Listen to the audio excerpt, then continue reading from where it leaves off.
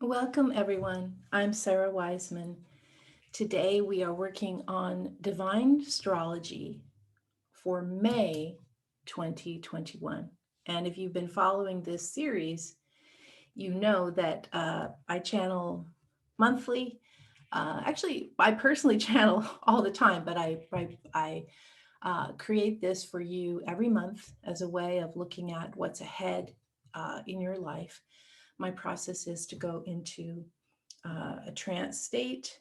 I hear from the guides in my right ear, and then I type this down for you. I've been doing this since um, for 20 years now. Actually, it's a long time. A lot of changes from doing this work personally for me, and hopefully, in providing these messages to you, you will find great comfort and hope and a shifting in your own vibration. Okay, May. All of your gifts are required. Roll up your sleeves, step into the ring. The work that you have been destined for has arrived. There is no more waiting. There is no more hiding. There is no more preparing or getting ready. What is here now is what you have been waiting for. And there is only one thing to do, which is to say yes. Whenever you consider your soul destiny, remember your contribution comes in many forms.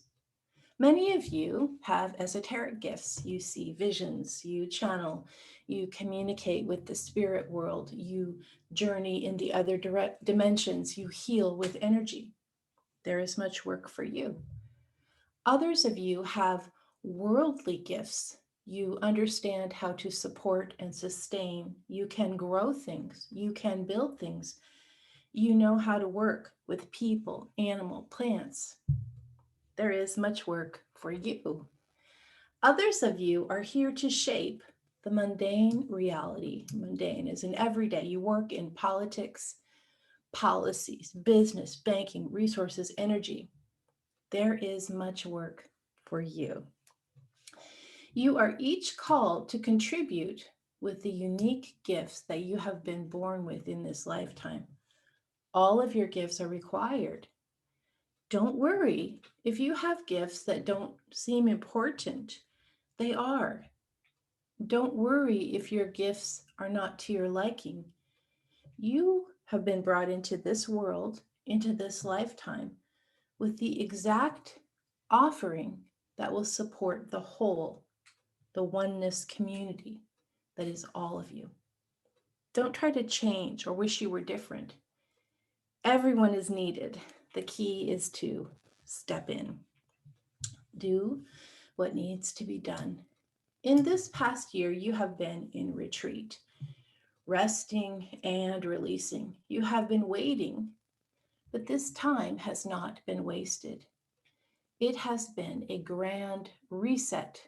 Without this fallow time, you would have never looked at who you were, who you have become, and who you have the potential to be. Without this rest phase, distraction would have piled on distraction, and you would have never understood your potentiality. Those of you who did the work, you are ready now.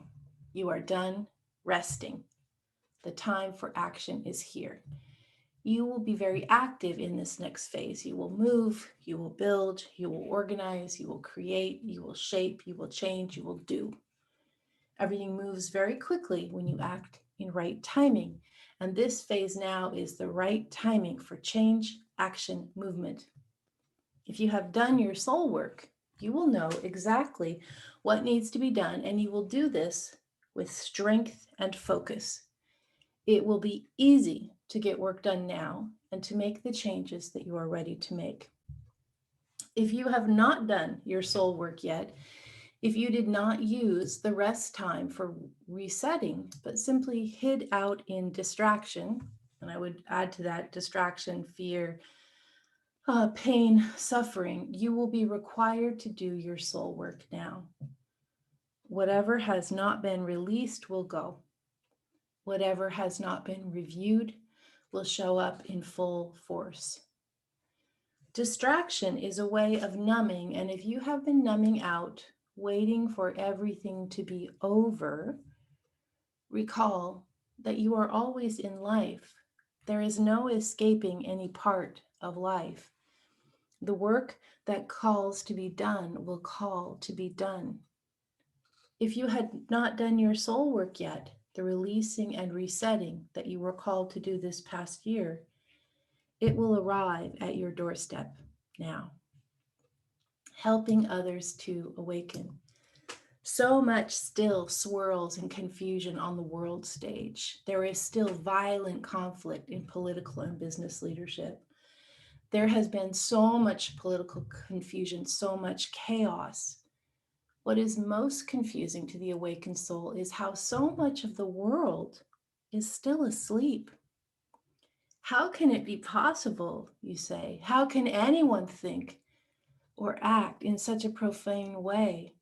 Why doesn't everyone understand we are one? And yet, this is the nature of an evolving world. Those who are awake will chafe at the deep, unrelenting slumber of those who are still asleep. And yet, this is the nature of the beginning of the age of the Aquarius, the beginning of this age. What can wake them? The answer is that you, in your own awakening, are helping others to awake. Will it be in this lifetime? Certainly not. Certainly not. Remember, you are at the beginning of a new era. Change happens, but it does not happen all at once. Be patient. Be hopeful. Know that you are with your own understanding, and with your own understanding, you are lifting the world. Love everyone, even those who are sleepwalking. All souls wake up, for it is their destiny to turn to the light. Souls reincarnate. The generations who were here during the past traumas, the times of disease, the times of war, the times of personal suffering, these souls continue to leave. Every lifetime is finite, even though all souls are infinite. These souls are leaving now so that they can reincarnate now, so they will be ready to stand alongside you, shoulder to shoulder, for the next wave of human evolution. Recall that as humans evolve, their abilities to remember who they are also evolve. This means that the person who reincarnated into a new birth no longer has to start from scratch. This time they arrive with more memory, more understanding of the lifetimes they've already lived. This creates a human who is more compassionate, who takes a broader view, who is more patient, less dramatic, less inclined to conflict and to waste. If someone you love dies or nears death, you can celebrate their life and what they have understood in this lifetime. As you grieve, remember also that they will be back to work with you again, lifetime after lifetime, and that you are beginning to remember as souls the reincarnations that you have had already. Compassion increases on the planet as souls arrive who can remember. And finally, nature reflects consciousness. We'll be talking about this upcoming quite a bit. Most of you have seen firsthand the ravages in the natural world. The drought, the fires, the smoke, the floods, the winds, the snows, the ice. You have experienced loss of home or loss of environment. There has been damage and distress all over the world. We say it is not just climate change, although this is certainly part. We say realize that nature, the infinite world, the natural world, is as much a part of collective consciousness as you are. What affects one, capital letter O.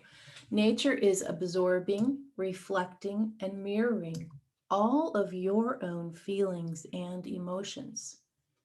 What is in the collective consciousness, which is all of you, humans, animals, nature, the inanimate, is being shown to the collective.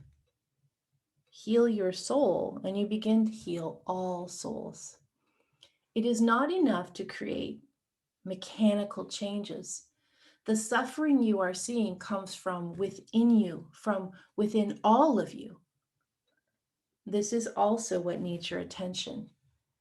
The age of Aquarius brings with it the understanding that Gaia is also us, that we are also Gaia, and that healing happens for humans, animals, plants, the inanimate. Healing happens not just for one, but for all. Thank you for listening to Divinestrology. If you would like to have Divinestrology direct to your inbox, go to sarahwiseman.com and you can sign up there. It's a free offering, my gift to you. And of course, you'll find tons of other resources, free resources, $15 courses, studying with me. Everything is there for you. And so I invite you to take a look. Thanks for listening.